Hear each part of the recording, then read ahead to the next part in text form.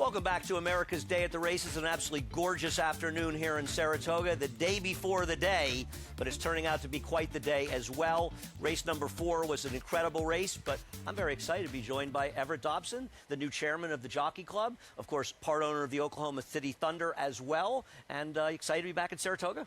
Oh, I am, Andy. This is my happy place. We've been coming up here, my wife and I and family, for 20+ years. So great environment. I love racing. Love it. I love Saratoga. And of course, for people who aren't familiar, Everett's also an owner. You have a very, very nice turf filly this time. You got some horses you're looking forward to seeing in Saratoga this summer. Yeah, you mentioned one, Ozara. She has turned out to be quite the filly.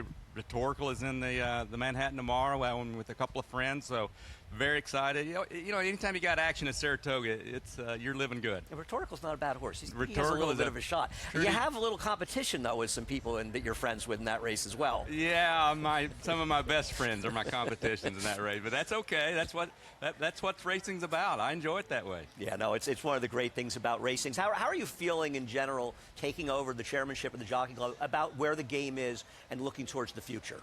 You know, I've never been more energized about what this industry and future of our sport holds right now. We've got so many exciting things. You guys were talking about, in a race, that last race. That was a wow moment. I mean, I've been, you mentioned the NBA. I've been involved in the NBA for 20+ years as well. And I've sat near the court for so many games and seen a wow moment so many times. We just had it here at Saratoga, and it's going to happen this weekend. So I can't wait. This is a great time to be a participant in this sport. Whether you're an owner, whether you're a breeder, whether you're a bettor, it's just an exciting time for our sport. 24 races left to go this weekend, and we just saw a race like that. Talk about some of the initiatives you're working on with the Jockey Club. I know you're working on doing some stuff with marketing.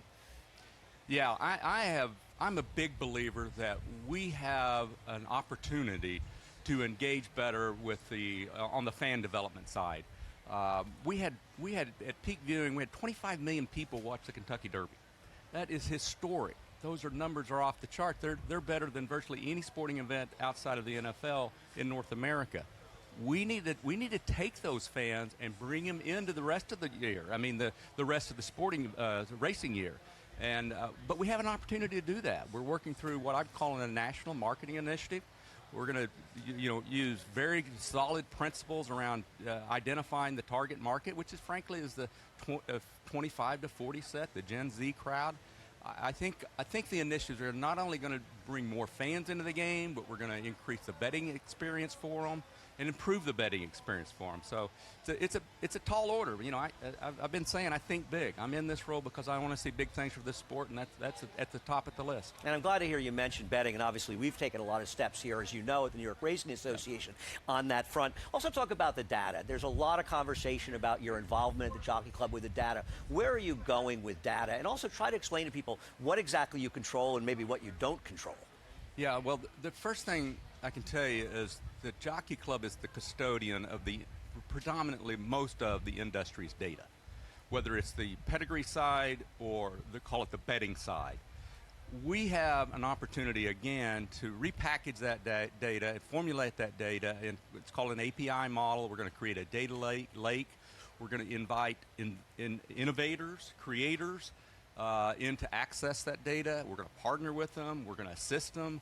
We hope that we're going to revolutionize the the betting experience through the use of our data. We hope we're going to do the same thing on the pedigree and breeding side, but we've got an enormous opportunity, and the good thing is we've got an enormous amount of data that we can harvest from.